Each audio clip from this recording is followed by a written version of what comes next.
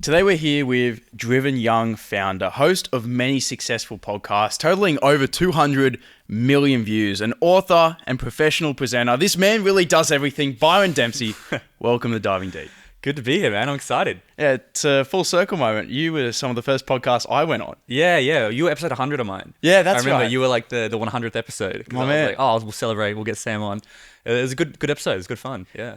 You've done a lot of podcasts. Like you've been on a lot, and then you've also produced a lot. When I was doing my research for today, I was on Spotify. I was like, this man's done 1,000 podcasts. What do you love about space? I think I got in quite early, so like 2019, which is not. It depends on.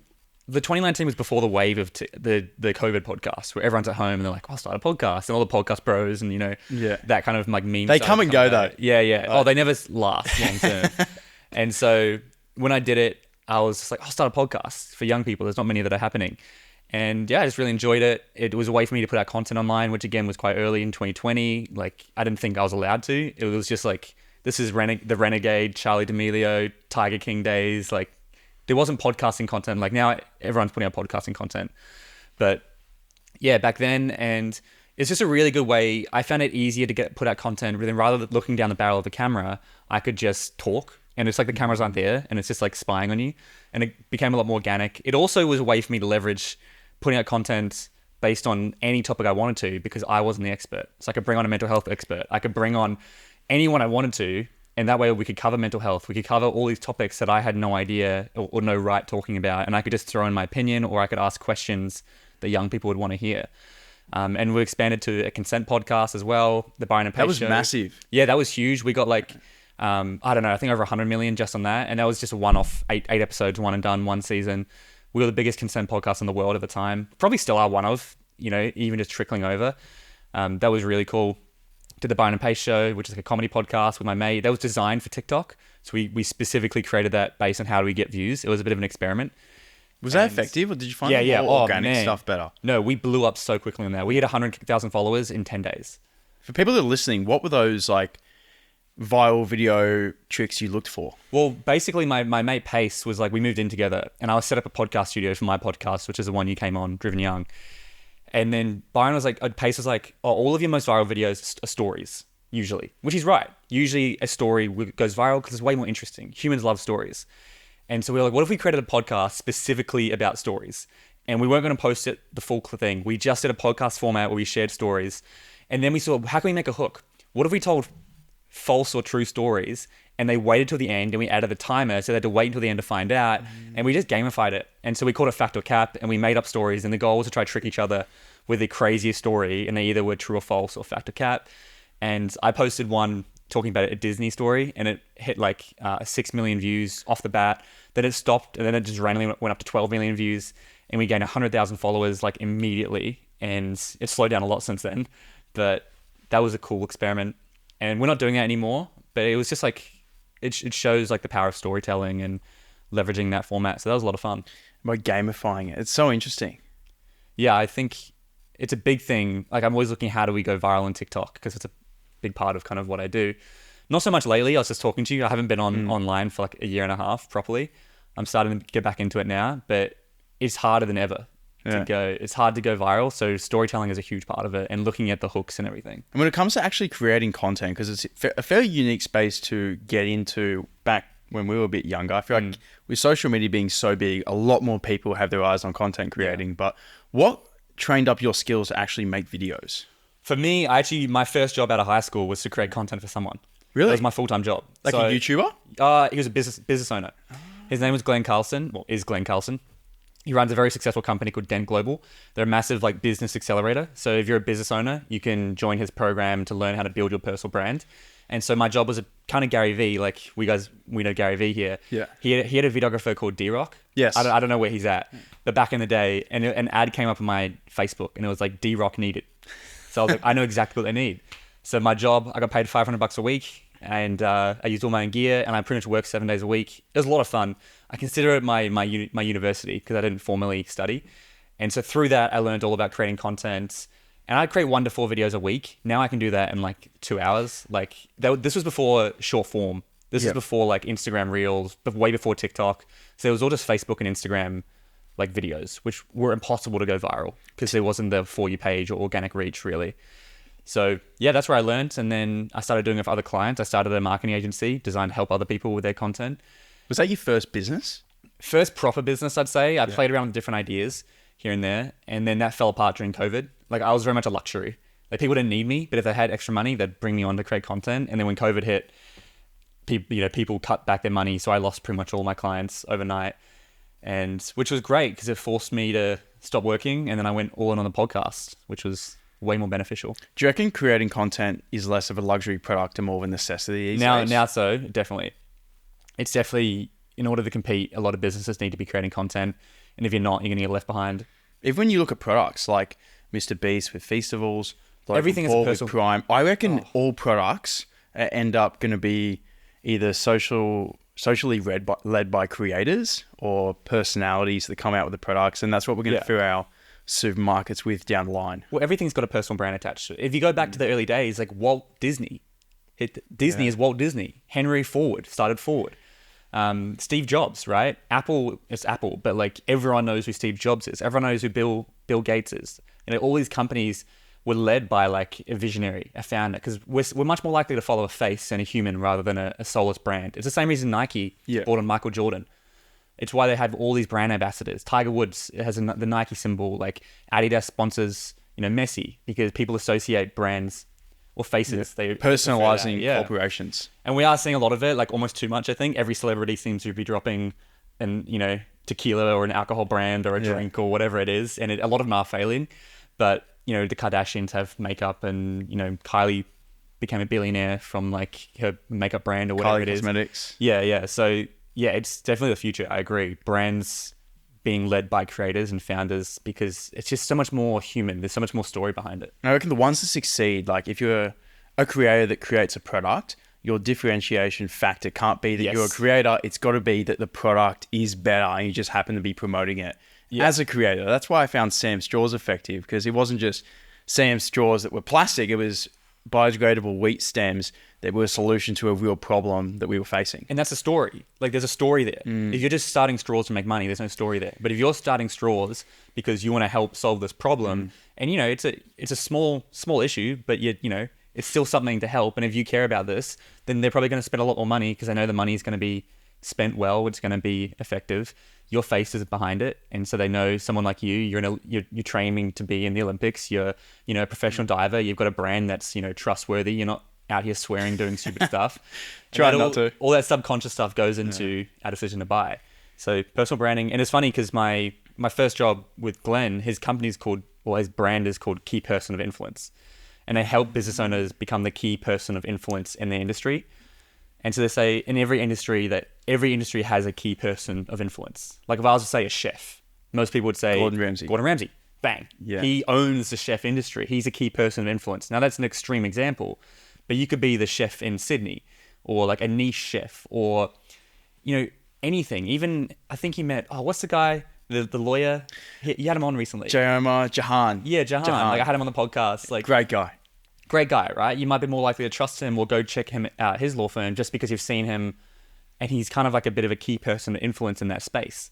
So that was really my training to get to where I am.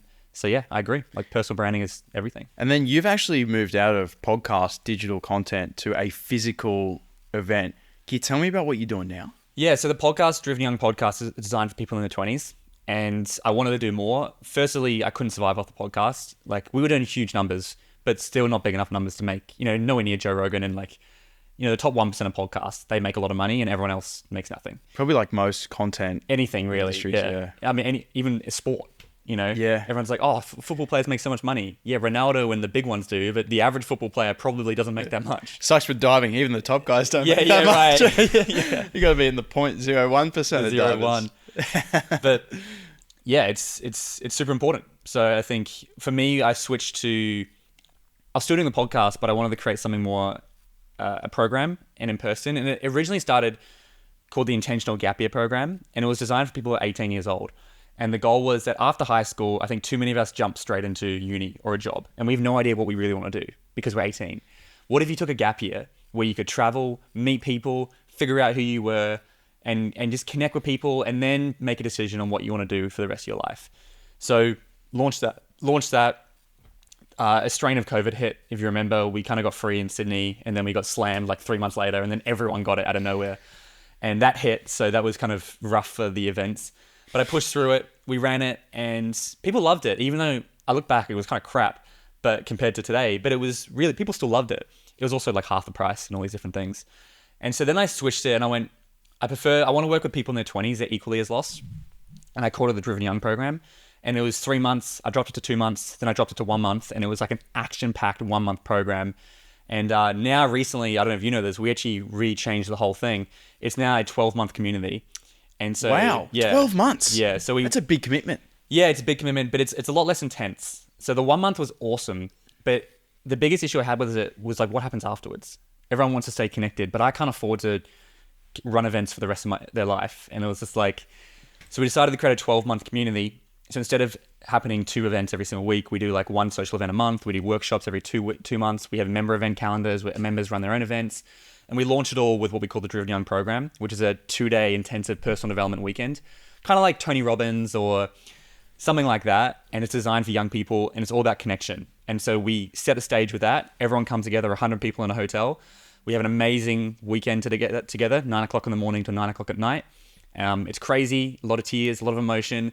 And then they get the next 12 months to see each other, do karaoke nights, dress up themes, workshops, teaching financial literacy, building confidence, all the skills I think we should learn in our 20s.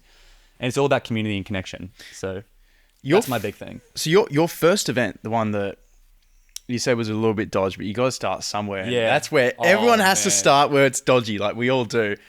What did you do in that first event? Like, was that a bit of a stab in the dark? Had you run events before? Because me thinking about going out and running events seems like a massive mountain. I wouldn't even know where to start climbing. I think I was just hopelessly naive. Yeah. I didn't think I thunk about it. I don't think I thought about it too much. Yeah. My first event ever was a boat party. So we used to launch with a boat party on Sydney Harbour. So the benefit was I could kind of outsource. Okay, you pay the boat and they organize most of it. But I still had to get everyone there on time, make sure it all ran smoothly. And it was just awesome. Like the vibes were amazing. People were on this huge high. They had an awesome time. It was really, really cool. Very, very different to what we do now, obviously. But yeah, I think I was just hopelessly naive. And I've learned a lot about running events, like heaps. Like that could be a whole separate podcast on how to like run very intentional events. I think my mum was really good at it and I learned from her growing up. What'd she do? Or for example, like, you know, when you go to a house party in high school and people just like, all they do to set up is like they put like an esky with some drinks at the backyard. When I did my birthday parties, mum would like, we had a theme. Each different room had different, so like we had a dance floor room. We had like the trampoline out the back. This is when we're like, 14, 15. And then we had like a photo booth area. Then we had like different areas where people could kind of hang out. And so if you wanted to go dance, you could dance and then you could connect with people here. And it gave people just structure and a bit of a flow to the night. And it was always really fun. And I think I kind of learned from her how to run a good event by just having different rooms and putting intention. I wish I'd come to your parties. Yeah, it was only like 1 or 2. And yeah, it was fun. So otherwise, just, again, I think I was just hopelessly naive. I was like, yeah, I'll do it. And was it still a personal growth event on the boat? Nah. Just the boat event? Purely connection. It was all about connecting with new people. There was no educational stuff. It was just like, hey guys, no one knows each other here. Let's have a good time. But because everyone comes on their own and they all came to connect with people. That's a big thing to show up someone. People were shitting themselves. Right. Yeah, people are like, they rock up. They're so nervous because they're like, I'm just rocking up to this boat in Sydney. I don't know anyone. But after an hour, open bar, everyone's having a good time. So yeah, there was no intention except just creating connections. And now we've switched to like a whole personal development, inner work, connections, community. You got to start somewhere though. Like you start with this and bring it to where you are today, where you've got a full 12-month program. But you went from 1 month to 2 months to 3 months, then 12 months. What was that process? The other way. Out? I went from 3 months to 2 months to 1 month because I was kind of 12. I was trying to condense it and make it as action-packed as possible. Yeah. And it was awesome. The 1 month program was awesome. But the issue was we didn't have an ongoing community. And so now we're calling it like a 12-month community. Do you have alumni as well? Yeah, we do. We've got graduates, and a lot of them rejoined. And when I launched this new model, I invited them to come back and rejoin. I gave them like a mega discount. It's like, just come along and join. So we've currently got like 250 people in Melbourne and Sydney. So a lot of them are graduates and alumni who have come back to kind of get re-involved, which is cool. And we're launching 3 program intakes in later on this year. So we should have anywhere from 500 to 600 people in Sydney, Brisbane, and Melbourne. And the goal is to kind of get around 300 people per city in the community, which will be pretty awesome. How do you manage that from like a back end business perspective? A lot of work. Yeah. Just a lot of software. We have a really amazing custom built community software, which we spent ages building. So that has like the built-in calendars, group chats, different community pages to where everyone connects. They can share photos. They can create their own events they have a dedicated calendar just for them where they can create all their own events. And that's a really cool thing. So like even right now, I think there's like 15 events coming up. People will just be like, hey, there's a Taylor Swift like rodeo concert coming up, which is not actually Taylor Swift. They'll just throw it in the members calendar and be like, grab a ticket if you want to come along. Or someone's like, I'm going to go to the beach on Sunday. They put up an event. Who wants to come along? And it's really just about building that community. And then we obviously host our big events, which usually get like 60, 70, 100 people plus. So long as they RSVP, we just got to find venues that suit how many people we have. But I've got 2 full-time staff that are managing all that in the back end. So say I want to join, would I sign up for the 12-month and then have to sign up for different events? How does that work from an individual that wanted to come along? Our 12-month package includes the Driven Young program, which is our 2-day weekend. And so everyone starts on the same weekend. So you can't join until that weekend begins. And so that's why we get very intentional results. So rather than you just rocking up to a karaoke night, not knowing anyone, it's going to be awkward. You come along to this weekend, you get vulnerable, you make these amazing connections, you have an incredible time, and then you've got the next 12 months with everyone. And the idea is you pay off, it's like a one package fee, you pay that off, and then all the events you just rock up to. And you just hit RSVP to whichever one you want to go to, and then you just show up. Why do you think it's hard for young people to make friends these days? So many reasons, man. So many reasons. It was interesting. I always share the story of if we look at like university, because I think it'd be fair to say, I don't know about your parents, a lot of people made friends during university, and that's where their friendships were made. And my mum, she studied OT, and she was studying with her friend Genevieve, and she created a community of people they called the uni crew, and they did 4 years together, the same classes, and 30 years later they're still friends. They try to do like a big meetup once a year. You don't hear that very often anymore. You don't. And it was crazy. We were in the Grab Barrier Reef one day, and my mum got a phone call. Now, this is a remote island. It's called Lady Elliot Island. Beautiful, but no signal. So it's an emergency phone call. So she gets a phone call, and it says Genevieve, one of their friends, died. Yeah, she had brain cancer. I'm sorry to hear. And we knew it was coming, but it was still unexpected. But when she died, all of her best friends were together on this island, and we all sat around a circle and shared some beautiful things about her. And just like you, I said, wow, I'm not seeing these connections anymore. So a few reasons, I think. Number one, social media. It's very easy to stay at home and stay on social media. Have you heard of third places? No, I haven't. There's just this theory that we all have 3 places in our life. We have work, we have home, and then a third place. Now, a third place could be multiple different third places. For a lot of people, it could be church. It could be Dungeons and Dragons that you play. It could be for you, probably your sport. The diving pool. I guess that's work as well, but a diving pool. Bit of Fortnite. Yeah, Fortnite online. Whatever it is, right? We all have different third places, but a lot of us are lacking these third places. There's not as many communities hopping up as there used to be. My grandma was in something called the Metro Scooter Club. And they rode scooters and motorbikes all over Australia. What a vibe. For like 50 years. Wow. They're still friends today. Like, she's 75. No, I think she's 80. Yeah. And they're still friends today. A lot of them have passed away, but that was her community. So a lot of us are lacking that. So community it's so important. People who have strong friends are healthier on average. They live longer. They're less likely to be addicted. Like, the studies are huge. Even in my own life, like, especially recently, we've had a big loss with the Olympics. And the people I rely on are my friends. And the fact that during tough times, you can rely on these people just makes a night and day difference. I do not know what I would do without the closest friends around me. And I found them from doing that third place, diving, going rock jumping. Ramon, like my closest mate, we met because he come in for a diving lesson. Yeah. Like at that third place that you wouldn't even really think of. How did you build up your networks when you didn't have something like this? Well, for me, the big reason I started Driven Young was because I didn't have any friends. And I was like, I don't know how to meet people. I tried Facebook. And how old were you at the time? Early 20s, like 2021. It's so normal, isn't it? I feel like people think there's just me or just them. Or No, they do. Everyone goes, it's just me feeling this way. Everyone is feeling this way. And as you say, I don't know what I would do without these friends. That's how a lot of people are living their life. And I agree. Like, you've met some of my mates. I'm very happy to say I have amazing friends now, and it's made all the difference in my life. But Always good vibes around them. yeah, 100%.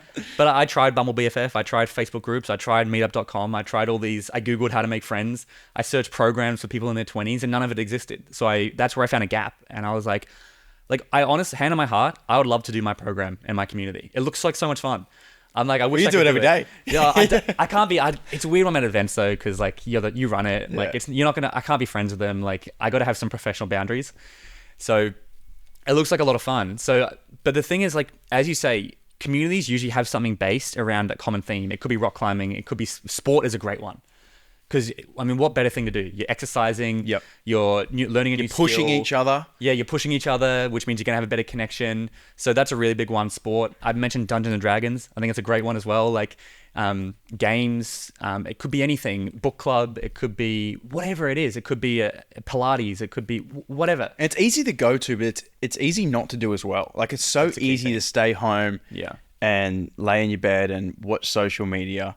Like I've always been grateful with my diving. I've got my coaches that keep me so accountable. Yeah. I can't do that.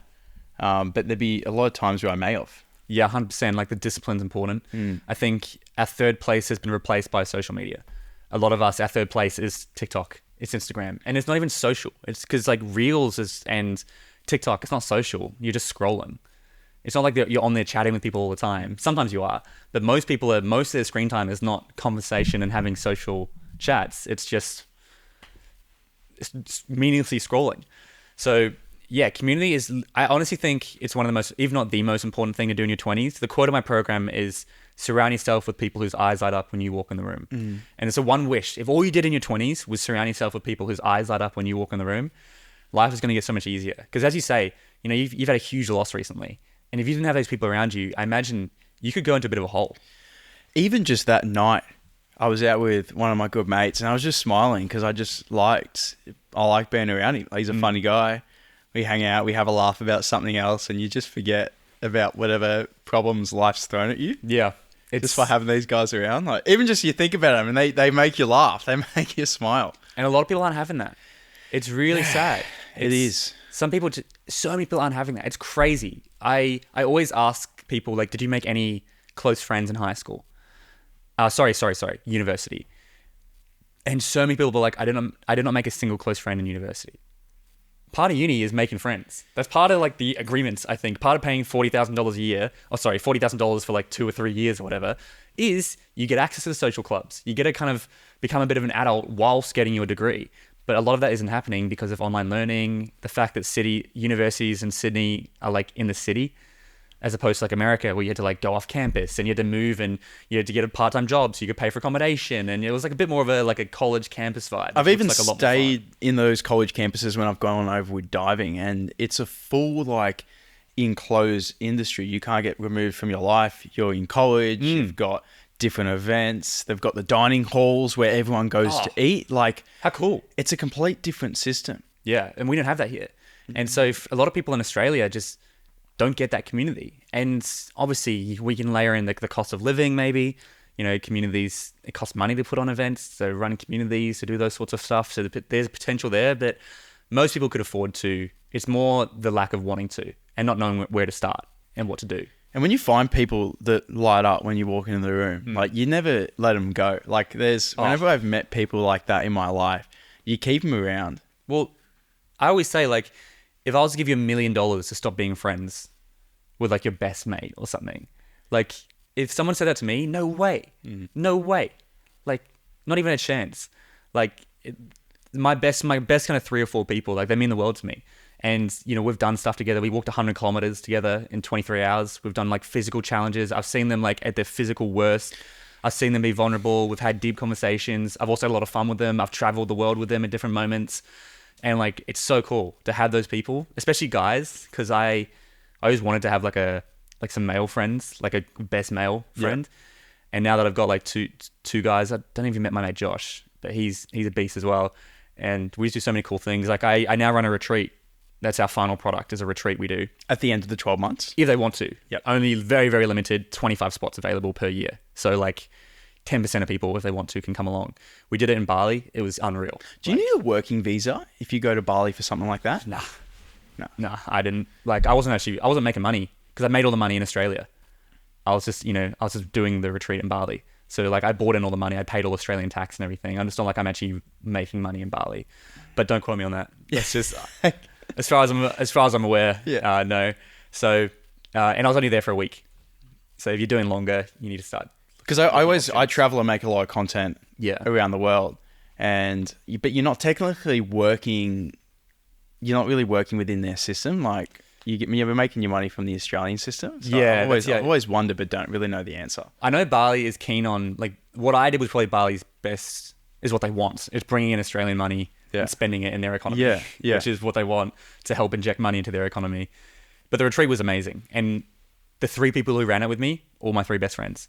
Annalise, she co-presented with me. Pace and Josh, my 2 best mates, they were running it. Josh is a filmmaker, just like your mate here. We've both got a filmmaker, handy people to have around. They've got to be one of the best mates. Yeah. You need them, especially in this industry. Yeah, he shot everything for me, so we got amazing photos and videos, drone footage, everything. And then Pace was helping me run it as well, and like it was an awesome week. People say don't work with your friends. I don't know why. I know why. Like, it's a balance, right? It's just, as long as you got the mutual respect, I think it's fine. Yeah, I think.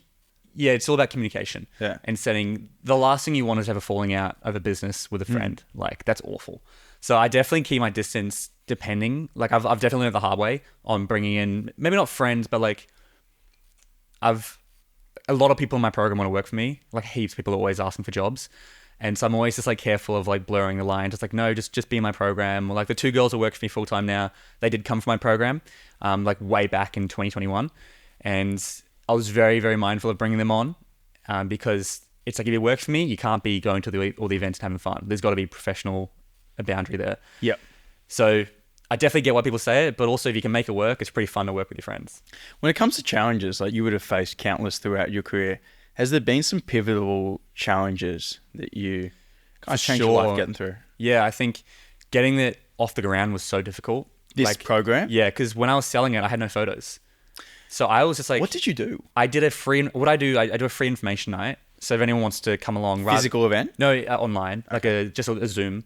I'm just like, hey, if you're interested to find out what I do, just come along to a free information night. It's an hour, it's free, and I'll tell you all about it. And so I did one of those. But the first one I ever did, I had no photos. So I was pitching with stock images. So I'd like stock images of people on a boat party. And I'm just like, we're going to do a boat party. It'll look like this. And the way I got around it is I said, look, it's half price. You guys are the first people to ever do it. So I'll give it to you for half price. And that was a huge hurdle, running ads as well. I fill up my program through paid ads. Have you done paid ads before? Was this your first stint at it? I did it with Glenn in my original job. Okay. So I filled up his events through paid ads. So I was quite experienced in Facebook and Instagram ads that transferred over to TikTok ads. So I've spent, I reckon I've spent over $500,000, not of my own money, but like of clients and a combination of my own money in ads, probably more. What have you learned from that? For someone that's like, I don't have 500 grand to spend, say I got 10 grand, I want to learn, what would your tips be to them? There's so much to do. When it comes to, my biggest thing is never make it look like an ad. So I always make it like in the TikTok app, and I make it look like something that just belongs on TikTok anyway. Because the second people see an ad on TikTok, they're flicking. They see a highly produced thing that's just like an ad promoting to them, flicking. I've seen your talking to camera videos that one of them was an ad, and I didn't realize. Yeah, that's the which means it worked. Yeah, which means it works because I make it look like it's just me chatting. I have a lot of expensive camera gear. Like, I have a really nice studio set up now, but I don't use it. I just use my phone. I don't use the light. I go up to the window and just use the light from the window. So make it look like it's not an ad, and then post it. And obviously for an ad, you never want to go for a direct sale unless you're doing like Sam Straws, which is like cheap. Yeah. But for me, doing a full 12-month epic thing, like no one's going to click an ad and be like, oh, I'm going to sign up to that without any other context. So pitch something like I pitch an information night, a free information night. They register. I did one last night, which was really cool. We launched Brisbane, made a whole bunch of Brisbane sales, had like 15 people sign up, which is really cool. Wow, congratulations. Which is awesome. So I'm doing one every week now, and I just that's how we just fill up the spots, and it means people can decide if they want to join. So unless anything above a few $100s, it's going to be hard to pitch like a direct sale. You kind of got to pitch like what we call a lead magnet. So a lead magnet is where you give me your details, like your phone number, email address, or name, and that way I can remarket to you. And so when people sign up to my webinar or my free information session, I get their name, their email, and their phone number. Database. Yeah, and I build up the database, and then I can remarket to them, and I can send them more information, or they join my waitlist. And when they join the waitlist, I say, hey, I'm launching this. You're the first one to get into it. if you want to get one of our 80 spots, because we only have 80 spots available per city, per intake, then you can jump in and they fill up pretty quickly.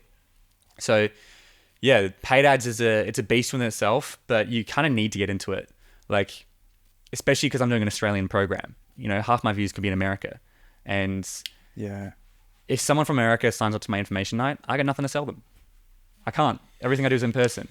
I don't have any online stuff as of right now. It's all in person. All our events are in person. I can only sell to you if you're in Sydney, Brisbane, or Melbourne and you want to do in-person events. Otherwise, I got nothing to offer you.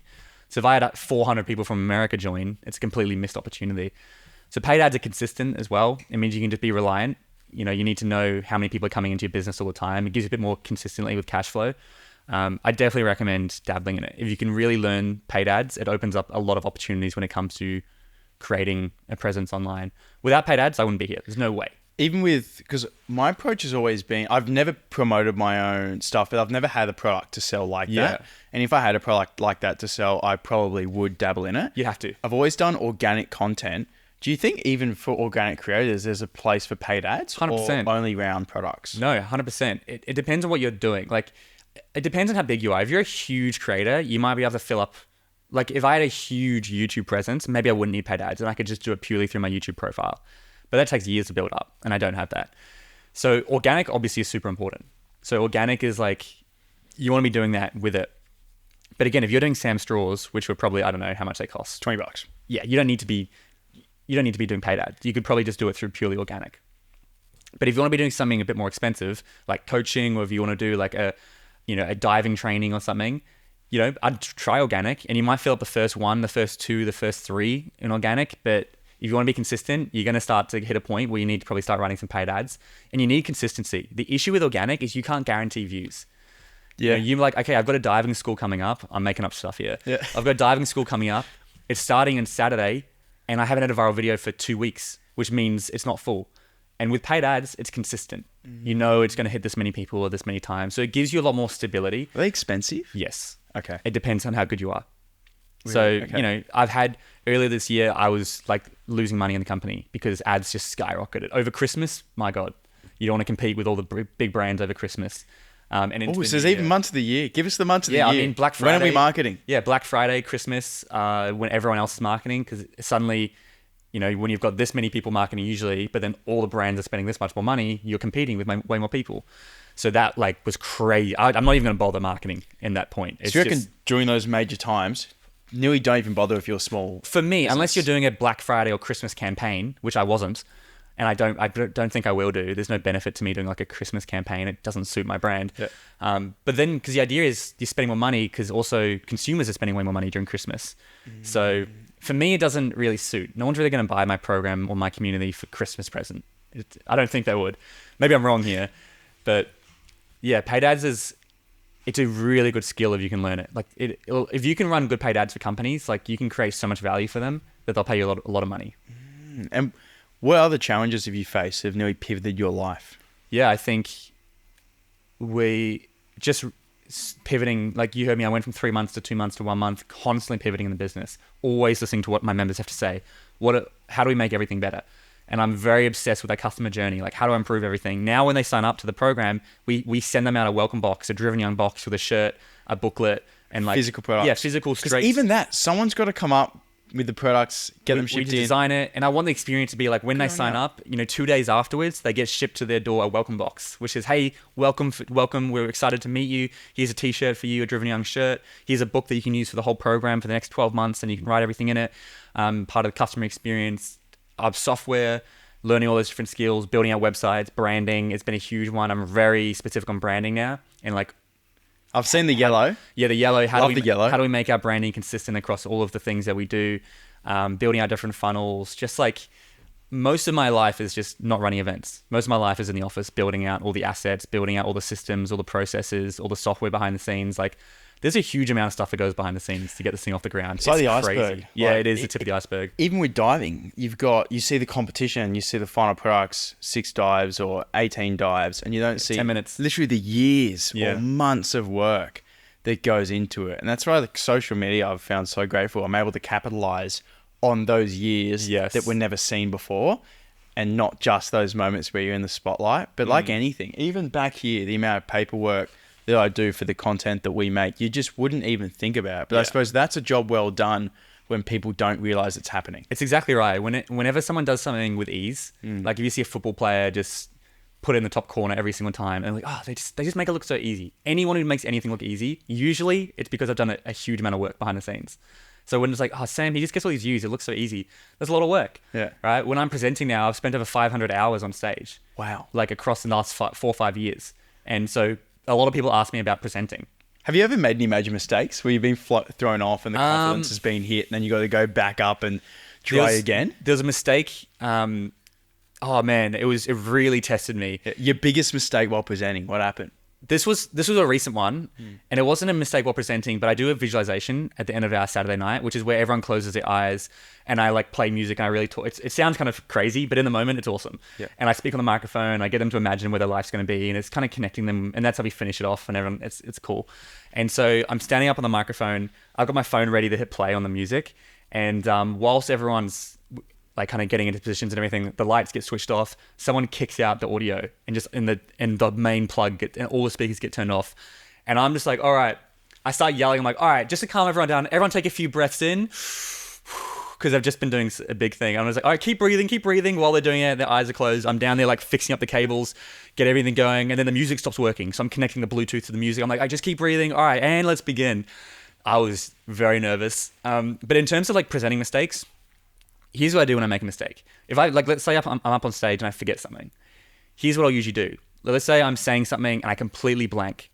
I got a few backup plans. I'll usually go, all right, turn to the person next to you. What's been your biggest takeaway over the last 30 seconds? Time starts now. Then I'll walk off stage, collect my thoughts, have some water, come back on, good to go. Or I'll do like, all right, everyone take a deep breath in and out. Any thoughts about that? Any questions or something? Or, and I swear to God, I've done this before, I'll forget, I'll walk off stage, look at my notes, and I'll walk back on. No one questions it. So long as you act confident. It's all about perception on stage. The second you go, oh, sorry guys, let me check my notes, everyone knows there's something wrong. But if you just walk over, grab your notes, check it, once you've got those tools, you can't really stuff up on stage. Like, I don't think there's no big moment where I'm like, I've really made a huge mistake. Because when you have those tools and when you're confident, you can't really stuff up. I'm trying to think if I've said anything. Even then, there's nothing there's no big moment where I'm like, out of all those hours I spent on stage, have I really made a mistake? I reckon just confidence It's gets confidence. you through nearly everything. Yeah. But confidence comes from having spent so much time on stage now. Experience. I was shitting myself. The first time, oh my God. What was your first presentation racing. about? It was, I worked for another company called Empower You. It's like a personal development company for teenagers. And I trained under them for like 2 or 3 years almost. And the first section, I did a 2.5 hour money workshop. It was all about financial literacy, and no PowerPoint, no notes. I had like one page of a few dot points for 2.5 hours. And man, I remember when he was announcing me, welcome Byron to stage, my heart was racing. I was like, oh no, what if I forget? I had no idea. I was like, I could get up there and just be really confident and remember everything, or I could get up there and completely blank. And I had no idea. And I was like that anxiety feeling in your stomach. Like I was so nervous, and it ended up going really well. And since then, like I don't get nervous at all going up on stage now. Like I just know what I'm doing, and it's a lot of fun. I love going on stage, but that took like a year or two of like nonstop presenting to get to that feeling. Do you do presenting gigs outside of the Driven Young? Yeah, business? I do a few workshops. I want to do more. I did a free workshop a few months ago, which people loved. It was like 3 hours, really interactive. Went through a whole bunch of different pillars and fundamental stuff. I've done a few training stuff, but not so much. I'm really focused on Driven Young right now. But I would be open to doing a few more stuff outside of. It's definitely something I want to get into over the next 12 months. Something I've found from running my own business, like you don't have anyone looking over your shoulder telling you what to do, how to be better. Yeah. You got to do this. Like running your own business really, especially for me, it feels like such a constant like stab in the dark. Yeah, it is. Forward and then trying to write things down, create plans, create systems to be better. Like in school, it's literally sit down, do this, and you don't even have to really think strategically or think of plans. But when you work for yourself, it's all planning, it's all thinking for yourself and trying to find your own way and structure around it. How have you found navigating that? Because I feel like it's a constant stab in the dark. You're completely right. Like I think one of the, if not the most important thing you can do in business is be able to prioritize your tasks. It sounds so simple. Everyone's like looking like, how do I be successful in business? You need to learn to prioritize your tasks efficiently. Otherwise, you're going to go for the easy tasks and you're going to, prevent doing all the difficult tasks. So I think a huge thing is learning that skill. As you say, the big thing about business is uncertainty. You just have no idea what the next step is. You have no clear pathway. And so you have to figure out and create that pathway. So, because I don't think you have any team right now, it's hard when you're solo. Once you get a team, you can start to have turn into a bit more of a normal company where you can create, regular meetings and structures and management. Because we have a few team members that we work in, no one full time, but a bunch of guys but that ad hoc do their roles when we need them for certain things. And then I've had to write structures for those jobs, which is again a whole new thing. Yeah, and you end up your full-time job becomes managing other people. Yeah, which is really annoying. Is that where you're at now? No, my team are very autonomous. They're very intelligent. They know what to do. They have their tasks. I use a software called Motion.com. It's like a AI calendar. I've used a lot of different softwares. Does it actually work? I've seen so many ads about AI calendars, and I thought the amount of time it would take me to typing what I've got to do, I'm better off just doing it. No, it does work. I really like it. It's very simple. It breaks down everything. I can see what the girls are working on, my team. I can click on their names and see their tasks for the day. What I love is when they submit a task for me. When they submit a task for me, it pops into my calendar immediately. And so it'll find a spot in my calendar. And so like, if we need Byron to do something, if they tell me they need something from me, I'll usually forget about it or I'll do it a few days later. But if they put it as a task, it'll put it into my calendar. So I think that is a big thing when it comes to business. And also just you need to have routine. At bare minimum, you need to be working 9 to 5. At bare minimum. You need to be treating it, because the issue I found is when you work for yourself, you can work any hours. People take advantage of that. Oh, Sam does whatever. I'll just go see him whenever. Or oh, do you want to go out? I'll work, and you work around everyone else's schedule because you're flexible. But you kind of have to be no, I'm working until 5 o'clock. Or I'm working until 8 o'clock or whatever it is. And I think it's all about working smart. People talk about, do I work smart? Do I work hard? I think you got to work smart first. And once you've got what you're working smart at, then work hard at that. Working hard, everyone freaking works hard. Because when it comes to being busy and being productive, they're two different things. Very different, yeah. How do you not fake yourself out on being busy or productive? It's such a big one. Have you heard of Eat That Frog? Toughest job in the morning? Yes. It's the idea of eating the frog first. So you got to eat this frog throughout the day, and it's going to be gross, and you don't want to do it. But just get it done in the morning so that it's off your plate. It's the same lot of tasks. You kind of want to look at the big tasks, prioritize those. I think I still kill a lot of time doing tasks that are important, but they're not super important because they're tasks I want to do. And so you prevent doing the ones that you really need to do. Because often the tasks you need to do, they're the ones you don't want to have to do. And they're the ones that are a pain in the ass. And they're the ones that aren't... We all know those tasks. Yeah, and they aren't needed. When you don't have a time frame. So I think that's why a lot of companies use campaigns and they use sprints and stuff. People work so much more effectively when there's a time frame, or they have to get something done. And the benefit of doing events and doing program intakes is we have a very specific time frame, to the point where when we're under the pump, the team is so productive. We get so much done. And even the girls, they're I love working with a time frame. I hate when I don't have a time frame because it's just I wake up and it's I just choose. It's very hard to choose your tasks. So if you have to, create fake time frames, or be this has to be done by this date. Especially those not meaningless, but those tasks that are so small. A lot of the time when I'm home and I'm not traveling and I've got time, I sit down and I need to write down all those tasks that are small that probably take 5 to 10 minutes, but I haven't done. Yeah. And I got nearly 2 or 3 days of just those things, and you don't want to do them. Yeah. But they actually, down the line, are super effective. Even planning content, when I plan it, I never feel productive because I feel productive filming it. But that planning is just as important. Yeah. I think when you've got little tasks like that, block off a whole morning in your calendar just to get rid of all the little tasks. Because it does feel good if you can clear off that list. It does. So don't do it ad hoc every now and then, because you're hopping in between. And one of the things I find is you want to just be as focused as possible. Your ability to focus on one thing is a huge thing. It's probably something you're probably looking at working on. For me, all I've been focused on is this Driven Young program and community. I haven't been doing content for a year and a half. Now I'm focusing on content as well. But I used to have all these different things. I was doing Byron and Pace. I had all these different sites. I had a consent podcast. They were all great, but they took my focus away from the main thing.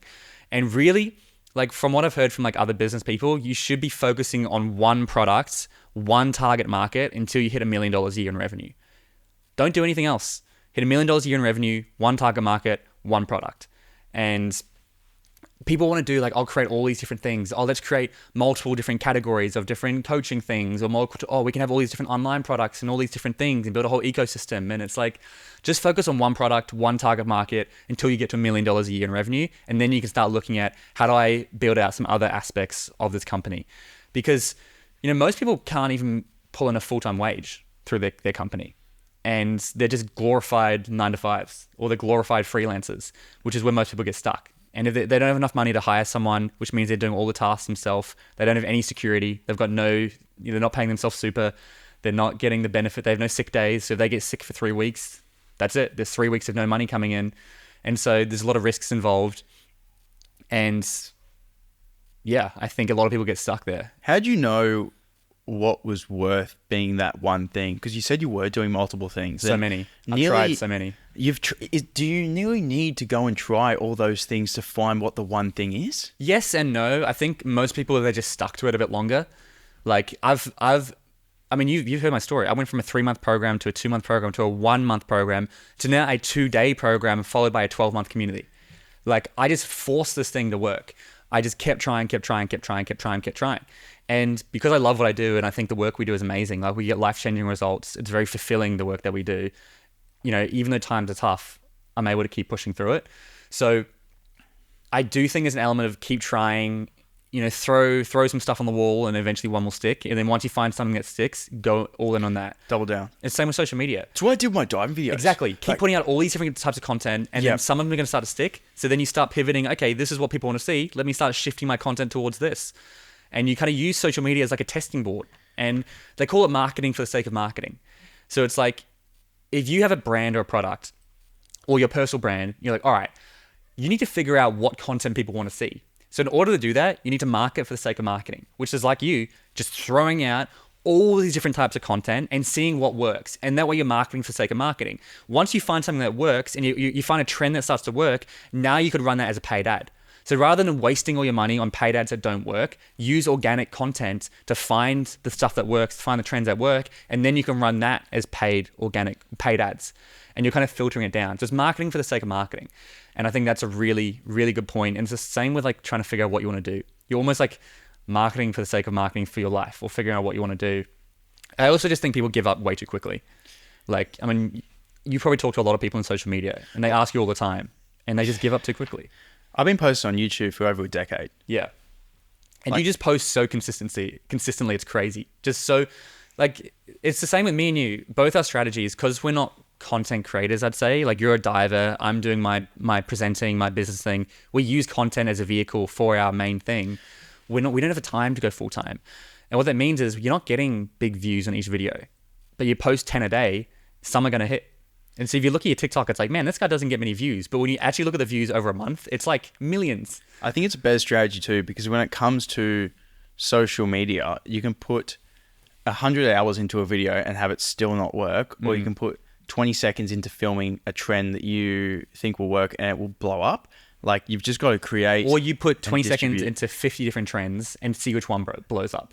So if you have all these hours, like if you're going to put 10 hours into a really high produced video, put those 10 hours into 20 lower produced videos and see which one works. Do that 3 more times. Once you've got something that works, now you put those big hours into creating a long form piece of content, because now you know what works. You can kind of use it as a bit of a testing ground so that you're not wasting money. Because traditional marketing is they just throw out ad after ad after ad, and like these huge companies will spend hundreds of thousands of dollars just to see which ones work, and then they'll put more of hundreds of thousands of dollars into those paid ones. But we can kind of use organic content as a bit of a tester to see what works. And it's free. It's free. All it takes is, what do they call it? Sweat equity. Sweat equity, yeah. Which is just your hard work. It's just your time and your energy, which is all organic content takes. Even with the diving videos, like when I found the first one that went kind of viral, I was like, okay, we're on something here. And then for the next 2 to 3 years, like we literally, how can we do better? How we can get better angles? How can I be a better diver? They get better videos, and of course, be a better diver is always that's my job anyway.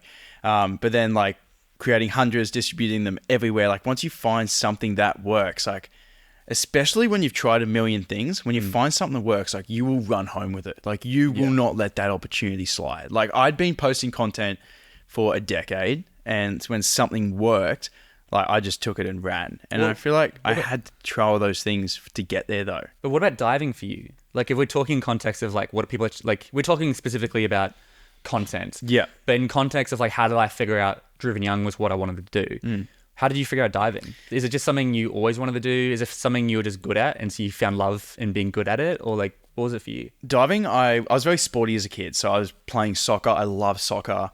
Did futsal. I want to join a local soccer team when I'm done diving. I can't at the moment because I don't want to get injured. Yeah, but I love soccer. I was doing gymnastics and trampolining, and I wanted to go to the Olympics. I struggled in primary school, and I wasn't like very academic, and I was okay sporty.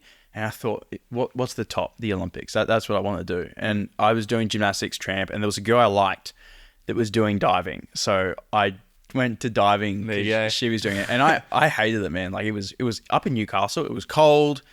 It was early in the morning. We'd have these like 6 a.m. sessions where it'd be raining, it'd be cold, it'd be like barely the crack of dawn before school, and I thought this sucks. But she was there, so I'd go. And eventually I made like a schools nationals comp, which is like the lowest national event, but I was like, I'm pretty good. And I wasn't. And I came like maybe fourth, and I thought, hey, maybe this could be my vehicle to achieve my dreams. And I like told the Olympic coach that I was going to go to the Olympics because I was just naive, but that naive belief ended up working for me. But I tried a whole bunch of different sports, and then when I saw even just a glimpse of an opportunity in one, I took it for everything. I think it really is. There's a mix of trying different things, trying different things, luck, but also just if you get good at something, you can find a way to love it in a way. Like I couldn't agree more. I love presenting now, because I could feel myself, and having that growth was addicting.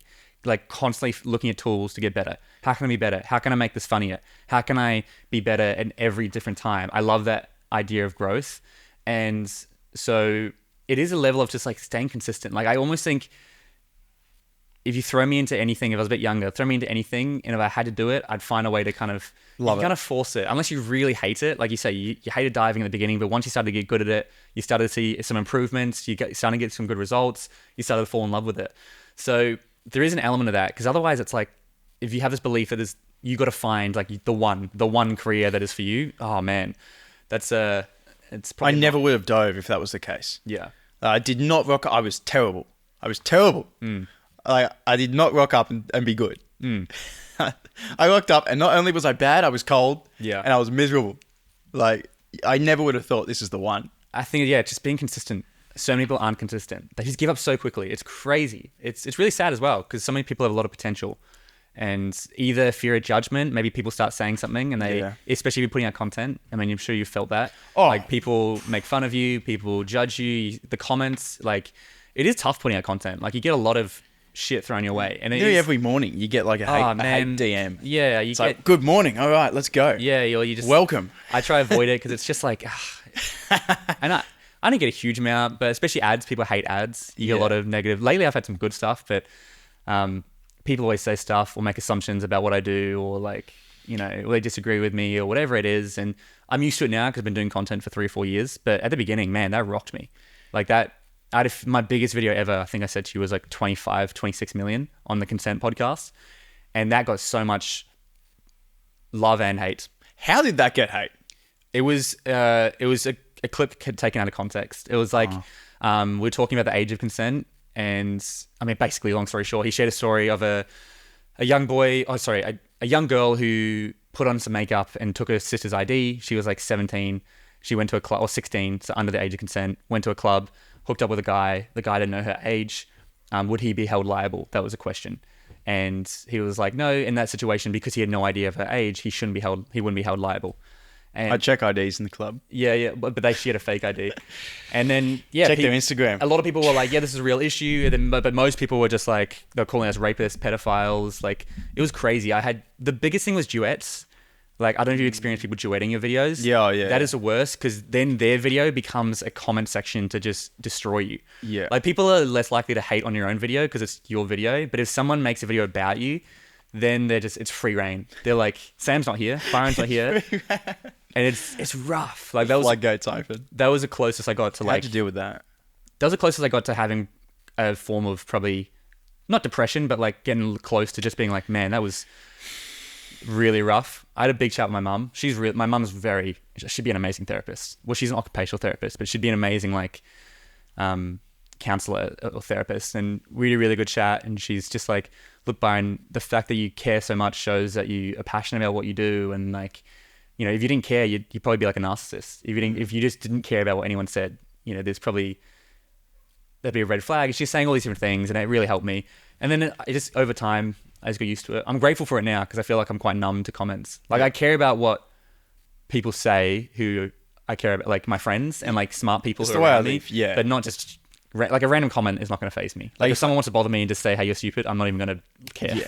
Like when my mates come up and say, oh, maybe you should do this better. Have you thought about that? Like I always take it on board. It's like if my inner circle critique me. Exactly. Then I'll listen. But as a general gist, especially when you're out there creating positive content, like you're not trying to upset anyone. You're just kind of making stuff you enjoy. What about the fine line between not giving up and pivoting? Because you've got to always pivot. Like even with all my stuff, even with training, you've got to sometimes to get to this goal, you do need to pivot, find a new way to get around the challenge, find a different way. Can you go under the mountain? Can you fly over it? Even a different way to think about the problem. There was a dive. There's been a few dives in my career I've really struggled with. And I just looked at it and thought, that's impossible. I don't know how to do this dive. It's terrifying. I'm never going to find a way around it. But then I tried to like shift my perspective of the dive by even saying, hey, okay, if I can keep my head down the takeoff and I can spot in my backflip, then maybe I can spot in 2, I can spot in the 3, and then possibly I would be okay and I'd feel confident because I can see every somersault. And then I had a new approach and a new way to attack this dive that got me through it instead of just saying that's too hard. But it can be a bit of a diversion or a slowdown in your goal. How do you navigate that? Yeah, pivoting has been probably like one of the themes of my life. I feel like, I mean, you heard my story already with the company. I pivoted so much. Like, I think I naively was like, nah, I'm just going to nail it on the first go. That's what I hoped. We all do, right? You have to. What are you going to say? Well, I'm going to go in and mess it up, you know? You hear stuff like this about, because I'd hear other people in business who'd been in business for like decades, and they're like, you got to pivot. And I'm like, this sounds exhausting, right? But it's just, it's very, very unlikely you're going to nail it on the first go. And if you do, screw you. It's just unfair. No. But like pivoting is a huge part. Whether it's you're in a job and you're not enjoying it and you want to go for something else. In business, like, oh my God, I've had to pivot so much just based on feedback from people, based on how to make it profitable, make sure the company's actually going to survive. And that's why we started dropping it from 3 months to 2 months, because we needed, like, this needs to be something that we can actually run and make feasible. I got to pay staff, I got to pay for events and everything. And also pivoting based on how people felt after the program and after what we did, and pivoting our events based of like, we used to do a pub crawl that was too crazy, you know, because alcohol, camping trips and all. We've tried and done a lot of different events, pivoted them every time. My opening weekend, the Driven Young program, which is like the 2 days, is jam-packed with whole different stuff. Just testing and trying. We did a masculine and feminine circle one time where we split up the room and just spoke about masculinity and femininity. We did it for like an hour and people loved it. So now we do it for 2.5 hours. Wow. Because it was just such a big, huge hit. And it's a big highlight of people. I've removed every time that weekend is slightly tweaked. I now do a 1 hour breathwork session on Sunday morning because I've been trained in breathwork now from a guy from the US who's been training me. And that's been really cool to add in. Is that to music and? Yeah. I make it really like, it's like a whole performance. It's like, I have a very specific playlist. I coach along. It's in a room, so the energy's high because you can hear everyone else around you. I get really loud on the microphone. I encourage you to push into the uncomfortable, because breathwork gets you, like, the breathwork that I do, it's called the Big Breath Method from a guy called Joe. His name's Big Joe. He's 6'8", ex-athlete from the NFL. Get the name. Yeah. Okay. And he's awesome. And I learned from him. I met him in Bali and he kind of trained me up, and I've been using his method. And it's very like an aggressive, like, you push your body, like, you really, really, you breathe hard. Like, you send it to some people are sweating and you're like, your whole body's tingling and you have all these amazing feelings. And some people have, like, they see stuff. Some people get emotional. Some people just feel great. If you've never done breath work, like, it's incredible what it can do to you. Yeah, it's crazy. Some people feel nothing. It all depends on the person. Everyone's body is unique and different. But that's been a really cool thing to add in. So it's just pivoting based on what I need to do. When my ads weren't working well this year, I had to pivot. Like nothing, I think when it comes to business, don't get caught up in the idea of like passive income. Like it doesn't really exist. You're not going to get passive income. You have to put in work. And if you want to have a successful business, it requires a lot of work. And even like I look at some people I admire who have like eight or nine businesses, they're very removed from them. They still have to do quarterly meetings. They're still jumping in. They're still checking certain numbers. They're very removed from it, but there's nothing that's purely passive really. And a lot of people, they want to create something that ticks over in the background. It's not really realistic. You got to put in the work. I don't even get it. Like I enjoy the work that I do. Like even when I travel, like I can't just take a break. I just can't do it. Like I like to be making videos, being productive. Like that's just the way my brain works. Like I wouldn't even want something I can just completely switch off from. Or even if I had a successful business, I'd probably go and still find something else that I can do, build a new one. Like, dude, keeps you sharp, that's what it's about. Like life, just having to go, right? And for me, like I am constantly forced outside my comfort zone and I'm constantly under stress because of the business, which is good and bad, but it's good because it means I feel like I'm constantly growing. Like each year is so unique for me. I grow a lot. I learn a lot every single year. And yeah, it does keep me sharp. I definitely feel like it keeps you sharp. I agree though. Like for me, it's not about, I just want to work less. I want to spend a lot less time on the computer. I want to be putting out content. Like the Key Person of Influence program, which I did when I was like 18, is all about how do you stop working in the business and start working on the business. Can you tell me what those different tasks would look like? Working in the business is the website. It's doing all the follow-up systems. It's at home in your computer all day. It's responding to emails. It's checking, doing custom support. It's working. It's making sure the business is just working. It's all the stuff that other people can do, probably better than you. What you should be hiring other people to do. Working on the business is stuff that only you can do as Sam Fricker. It's stuff that only I can do as Byron Dempsey. It's doing podcast interviews like this that on the chance that one person might listen to it and want to join my program. It's a chance that this videos on this might go viral and spread my awareness. It's speaking on stage. It's putting out content. It's starting YouTube. It's bringing in all the eyeballs. It's being the person that people like, know, and trust and want to be around. It's like the Eiffel Tower, for example. You need to be the Eiffel Tower. And so if you are the Eiffel Tower in the middle, it's safe to say that everything around the Eiffel Tower thrives, right? All the cafes, the tourism is insane. Everything around the Eiffel Tower thrives because of this random building that was built however long ago. And so the same goes with being a key person of influence. If you have Sam Straws or whatever companies you have, because of your personal brand, everything around you should thrive. So all your products and your services. And so as I'm building my brand to be more like the Eiffel Tower, the idea is that my programs, my retreats, all of those things will thrive because they're around me. They're what I do. And I definitely feel like I'm early stages in that journey. I'm really focusing on content right now. I want to do more interviews. I want to be speaking more on stage. I want to be doing stuff outside of my community and my programs as well.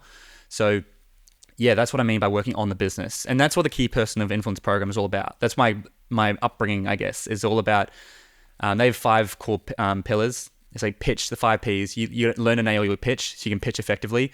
Publishing content. So you should write a book, put out content online so everyone gets to know who you are. Product, how to productize your company. So you've got a few different products at different scales. So like a low tier one, a medium one, a high one.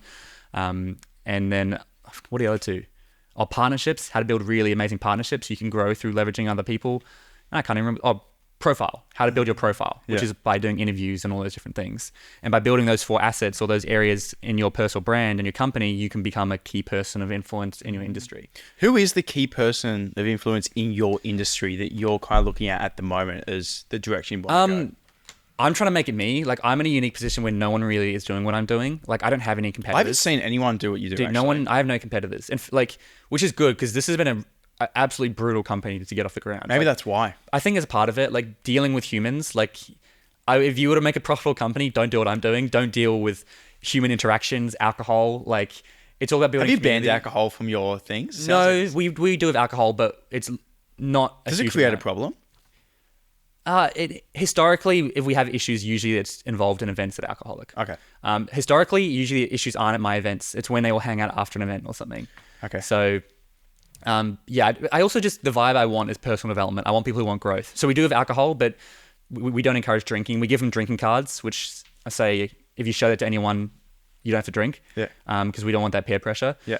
But yeah, it's been an interesting thing to navigate. Like, you know, people hooking up on the programs, there's relationships, there's friendships, there's people that That's good, right? It's but just dealing with that much human emotion and all those different things, it's a huge amount of work. It's much easier probably to just, I don't know, build a software company, or, I mean, not easier, but it's a different kind of, you're dealing with different issues then.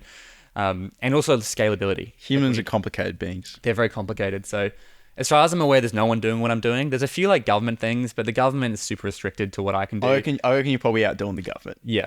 Like they have restrictions. They can't do the fun stuff that we're doing. They can't have fun. Yeah. I've seen like scouts and stuff, but again, I just don't even think they're comparable. Scouts looks awesome, but it's very different to what we do. So I'd say, I'm not sure who it is. There's a guy, Simon Sinek, if you're aware of him. He's really pushing a big agenda on this community. He just did an awesome episode on the Diary of CEO. Yep. All about community. And I was like, man, this guy's speaking my language.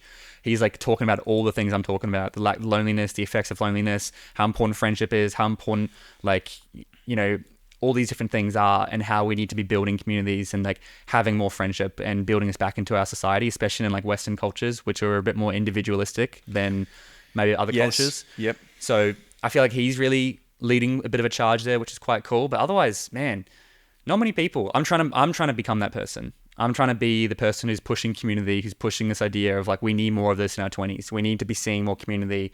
We need to be seeing more people get outside the comfort zone, connecting with people, the importance of connection. Like, I honestly think, and this might be a bit of a rogue statement, there's a lot of people that go to therapy who just need better friends. There's a lot of people who go to therapy who need therapy to deal with trauma, to deal with things they're going through.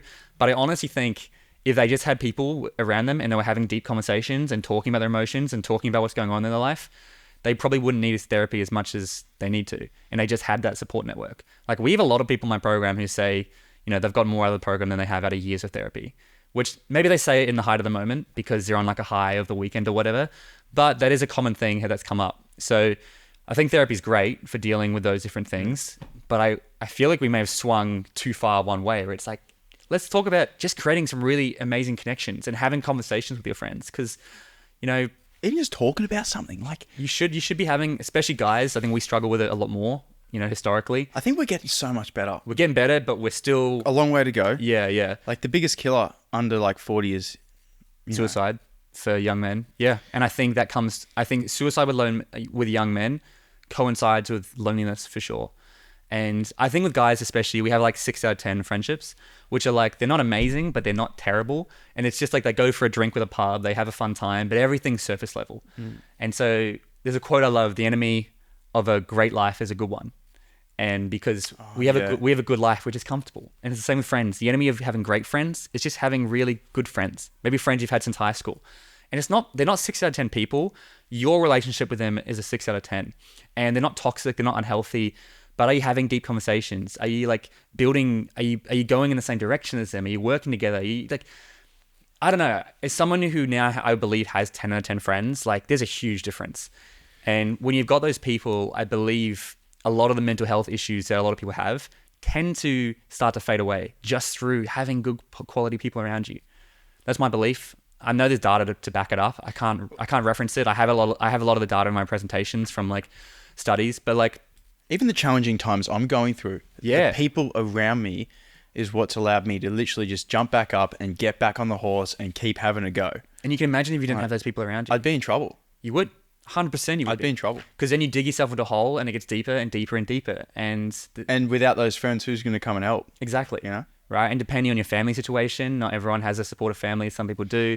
So that's why I'm all about community. So everything we do is community based. And like, but in order to get good quality community, going to an events, I feel like, is not usually enough. The big thing I say is our 4 pillars for what we do. Number 1 is clarity. You need to figure out who you are. Most people have no idea who they are. How do you even do that? So take action. And you need to try things. Travel. Get out there. Travel. Meet new people. Have clarity. Have a think about what you actually want to do with your life. A lot of people just avoid doing that. And so clarity around your finances, clarity around your goals, clarity around who you are, your values. What are your values? Goals are so important. Really important. Got me dream board over there, list of goals. Keeps me directed. You wake up in the morning. It just gives you a little bit more clarity on where to go. Yeah. And a lot of people don't have that. So clarity is really important. And once you've got clarity, a big thing on who you are. And the biggest thing we probably do at our opening weekend is I encourage people to be authentically themselves. And I think a lot of people wear different masks. You know, you might have masks when you're at work or when you're with a certain friend group, because we wear masks to fit in. Because we might say something, they judge us for it or they make fun of us. So we wear a mask with our family, whoever it is. But a lot of people, they never take that mask off, and they're never authentically themselves. And so the issue is, if you've got a mask on and you're not confident in who you are and you're not authentically you, if you go to an event, you're just going to meet people who like a different version of you. They're not going to like you for you. And you're going to end up meeting more 6 out of 10 friends. And so that's why we make our opening weekend mandatory. Because to go to this opening weekend, we strip it all back. You have to be yourself. There's no judgment in the space. And that way you have clarity on who you are. You're authentically yourself. You get outside your comfort zone, you grow. Now when you create these connections, people actually like you for you. And the scary thing about being authentically yourself is people aren't going to like you, and that's really rough. But the beautiful thing is, the people that do like you, they genuinely like you for you. And so you're going to push people away. So you can't be this people pleaser that everybody likes. I want everyone to like me. Not everyone's going to like you. All you need is 3 or 4 really amazing friends. I couldn't agree more. I couldn't agree more. I have hundreds of people in my community. I'm not saying you're going to make hundreds of friends. I can guarantee you'll make at least a few if you put yourself out there. And I have 3 core friends in my life. I have maybe like my core, my best lifelong friends. Then maybe like second level who I love to hang around. But I've got my 3. That's all I need, honestly. Keep you so grounded. Exactly. So that's a big thing. So our 4 pillars are clarity, growth. Big one is growth, like getting outside your comfort zone and growing. And then connections is a huge one, obviously the biggest one. And then thriving. I believe if you can build those 3 things, have clarity in your life, get outside your comfort zone and grow, and then build connections, you're going to thrive in life, at least in your 20s. So that's what we focus on. I love that. Byron Dempsey, thank you for coming on the podcast. I love hearing about what you're doing because I feel like more than ever it's needed today. My pleasure, man. It's been awesome. It's been awesome seeing you grow as well. I remember when you were talking to me about starting this. Yeah, it's been a good full circle moment. And you've been consistent. Like most people, when they talk to me about podcasts, they're like, oh, I'm going to start it. And they never start it. Or if they do start it, they only do a few episodes. So, I think it goes into consistency, which is awesome. So it's been a pleasure to be here. Just got to keep giving it a go. Our first ones were so dodgy. In fact, the day I sat down to film my first podcast, it took us like 2 hours to start filming because I thought I had the equipment and then I didn't. Yeah. It takes a while to get up and running, but now, I mean, look, you got this guy here helping you out, all the prime equipment. We're mature. Well, thank you. No, it's awesome. Thanks for coming on. My pleasure.